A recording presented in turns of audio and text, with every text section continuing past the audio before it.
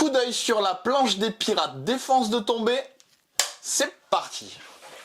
Des rebonds, des trésors au capitaine Girafe. J'ai la crève, bande de Dieu. Yo tout le monde, bienvenue sur cette toute nouvelle vidéo sur la chaîne YouTube de Game Trotter. Je suis Pierre-Louis. Je suis Julien. Et on se retrouve aujourd'hui pour une toute nouvelle vidéo qui sent bon les mouettes et les porcs. On va vous parler de la planche des pirates. Essayez de rester à bord. C'est parti. Let's go.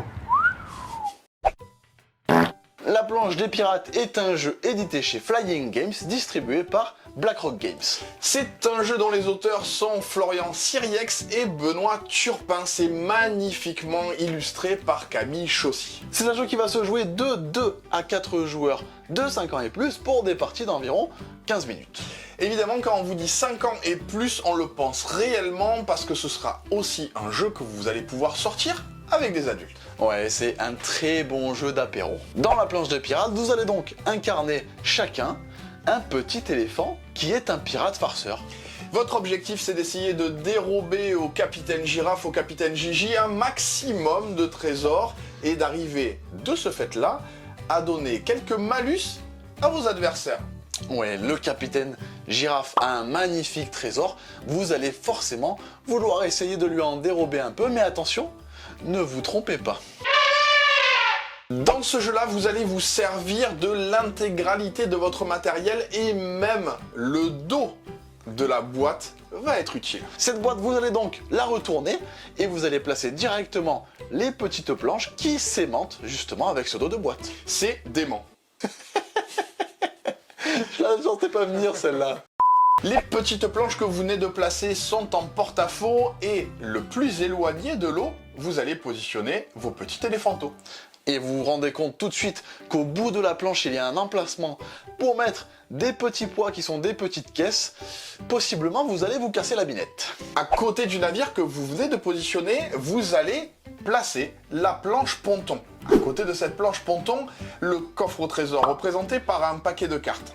Et c'est là que vous allez essayer de dérober justement les trésors du capitaine Girafe. Au fur et à mesure de votre tour, vous allez pouvoir révéler des cartes ou vous arrêter. On est vraiment dans une mécanique de stop ou encore. La première carte que vous révélez, vous n'allez prendre aucun risque. À partir de la deuxième carte, vous commencez déjà à chatouiller le risque.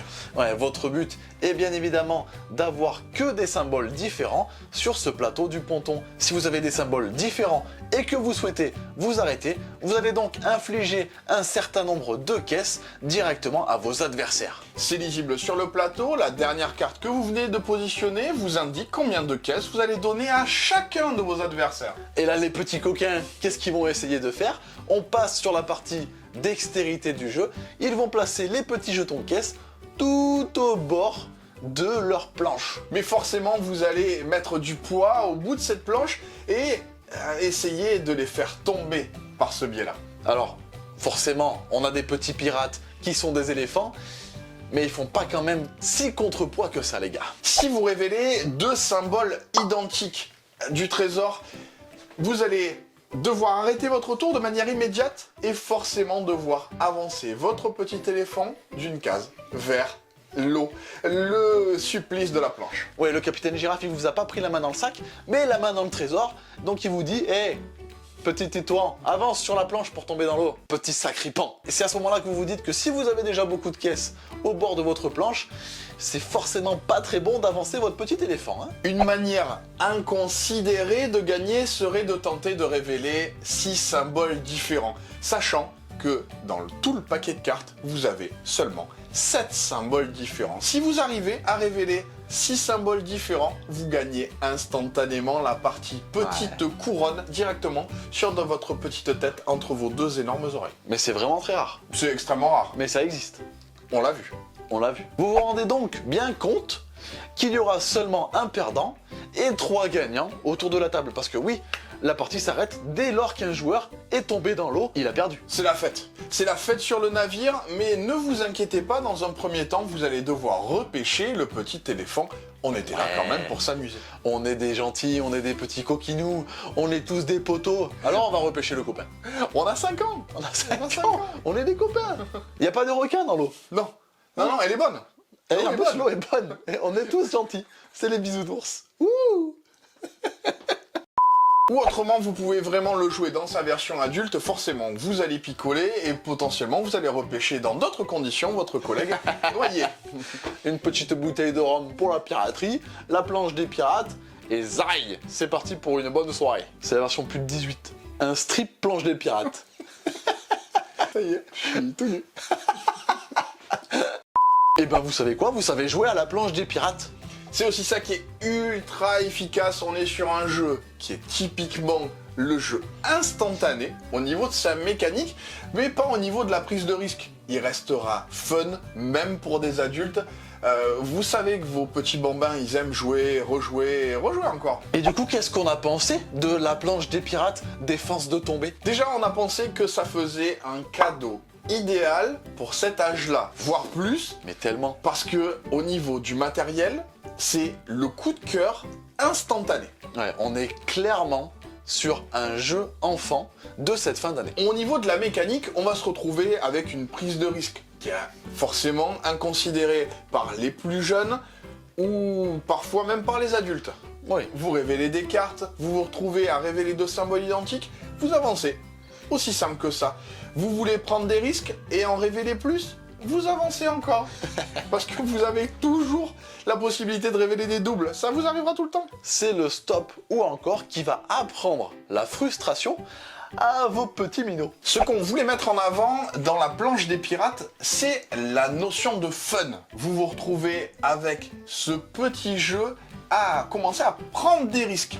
Ouais, c'est un fun immédiat et c'est un jeu qui remplit très bien son contrat de jeu enfant, puisqu'en plus de ça, il est spectaculaire au moment de la chute de la planche. Ça fait rigoler tout le monde, Ah c'est oui. aussi ça qui est cool, aussi bien adulte que enfant. On a le petit côté surprise de la planche qui se décroche et qui fait tout tomber. Comme vous le voyez, au niveau de l'édition, c'est top, on s'en sert de la boîte pour jouer, les petites planches aimantées font énormément le travail, les petites figurines sont extrêmement cool et extrêmement chouette. C'est un carton plein pour l'édition de Flying Games qui nous habitue à des jeux très bien édités. Vous le savez, à ces âges-là ou même plus jeunes, on a tout intérêt à ce que le jeu soit aussi un jeu joué. On est vraiment dans cette notion avec les différentes figurines et les différentes caisses qu'on pourra empiler jusqu'à faire des constructions impossibles. C'est aussi un des aspects du jeu. C'est la deuxième fois après Dodo qu'on vous parle d'un jeu enfant. C'est que vraiment, genre, ça nous a plu. Oui, on n'a pas tendance à volontairement acheter des jeux